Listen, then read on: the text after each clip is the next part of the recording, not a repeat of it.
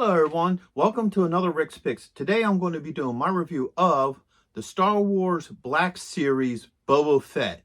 Now what I'm going to be doing is I'm going to take a look at him in his card back, then I'm going to take a look at him and all of his accessories, and then I'm going to give you my thoughts on the action figure. So without any further ado, let's get to the review. Okay, so here he is on his card back. This is a tribute to the original Boba Fett figure from the Return of the Jedi line. This is a really nice packaging. I love the picture in the front. You have your warning hazard here, your age restriction, 40 years of Return of the Jedi. You have the Jedi logo, his name, and then you have him in this nice clear clamshell. Spin it around. You have, the rest of the figures that are part of this line. A little bit about the series, and all your legal underneath of it. So, spin them around this way. Without any further ado, let's crack them open. Okay, so here he is out of packaging. He's a really good looking figure. I love the detail on him. So let's give him the rotation. They went really well with the detail. I love how the braided in hoses come into his, gauntlet there. You have all the standard beat up, parts of his, armor and what have you. And he's a good looking figure. Now, one thing I do have a problem with, and I noticed it with some of the newer figures, is that the holes in their feet for the stands are really shallow. So if you take a look at him, let's see if I could get this good. You can see that gap there because the hole is just too shallow and the peg doesn't fit all the way in. So he may not stand very well on the stand. And like I said, I noticed that with the Mara Jade figure and also the Dr. Aphrid. I thought maybe it might have been, something because the female figures are thinner, so they may not have wanted to put a deeper hole. But seeing it with him, I guess it's the new norm. So with that being said, I love the paint deco. Now, for any of you who don't know, the paint style they use for him is the Return of the Jedi style. And the way you could tell the difference is, in Empire, his suit was very basic. It was just an olive and a gray. So the gauntlets were gray, an olive. His suit was gray. His pack was just an olive color. So, they did this one in the Return of the Jedi style. And so with that being said, let's start going through his points of articulation. So, head is on a ball joint, movable. His targeting lens does come down. He has a shoulder joint, an elbow joint, okay, a swivel there as well. There is a bicep swivel in there. There it goes. And then a wrist joint. All right, he has a torso joint. It's kind of tight, but it is there. He has a thigh joint. He does have a swivel. Okay. Yeah, that's a little tight. He has a knee joint. Okay. And he does have an ankle joint. So now one thing I have been really noticing with a lot of these new Hasbro figures is the fact that they have very stiff joints. So be careful with that. If you have to, soak it in warm water or hot water first before you start maneuvering around, because the last thing you want to do is break a figure. So with that being said, if you are liking this video, go ahead and hit that thumbs up. That really helps the channel move up in the algorithm, and it is very much appreciated. So let's start looking at all the accessories he comes with. First off, he comes with this clip with a cord. All right. As many of us remember from Return of the Jedi, there was a part where he shoots a cord at Luke Skywalker and entangles him. So that's the cord, which as far as I'm aware of, and I could be wrong with this because there's so many Boba Fett figures out there, I think this is the first one to actually come with that cord. Let me know if I'm right or wrong in the comments. But as far as I'm aware of, I think he is the only figure that they actually made that cord for.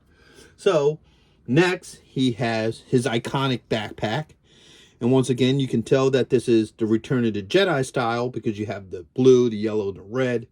Where in Empire, it was just, like I said, a more olive color. The thrusters do move. All right. And this just easily fits onto his back. There's 3 nubs. It should just pop right on in. There are no issues there. So now he has his iconic pack. To go with the pack, there are thruster flames, which are really cool. So they should just hook on nice and easily. One here. And tilt that out a little. And then one here. Oops, here, pop that off. All right. Put that back on him. So there you go. You got these cool thruster flames, which are really neat looking. Get them back on here. There we go. So now you got the thruster flames. He also has the flamethrower effect. Okay. He has his iconic rifle. But now here's something cool. And this is pretty neat. And I think this is also unique to this figure because I don't think anybody else has done this either. He has his rifle again, but it breaks into 2 pieces. Because for any of us who remember from Return of the Jedi, Luke Skywalker actually cuts his rifle in half. So now you have the rifle in 2 pieces so you can simulate the scene where Luke cuts it in half on him. So that's really neat. I like that. So let's see how well this fits on him first. I think it's here, yeah.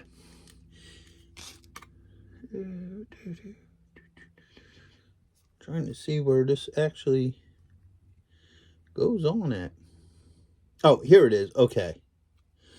So it's this hand. All right, so you turn it up like this. You take that. That just slides right in there. Oops. Like I said, it's hard to keep him on the stand because his leg joint is so hollow. So there you go. Now you got the torch effect. That's really cool. I really like that. That looks really neat. You know, this piece just hooks right on here. Oops.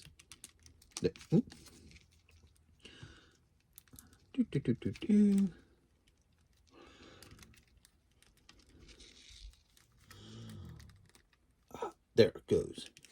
So now you have this cord here that he shoots off, you know, to, you know, get Luke Skywalker with. So there's a lot of goodies for him.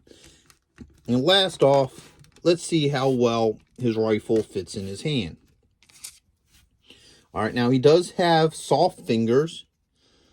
So what it looks like you're going to have to do is maneuver this around the thumb a little bit because the way how it's designed, you know, the thumb actually goes in there and then you can, you know, maneuver it around so you could get the trigger finger in here. Let's see if I could do that right now, actually. That's going to be a little bit of a pain because of just the way how his hand is designed and how the gun is designed. It's going to be a little bit of work to try to get that trigger finger in there. It will. There it goes. All right. So now you see his trigger finger is in there. Now, here's the real question. Can we get him in his iconic pose to where he sits there and he holds the gun with, you know, his other hand over the barrel? And the answer to that is maybe. You probably can work it. There we go. All right, so All right, so yeah, this pack keeps on coming off.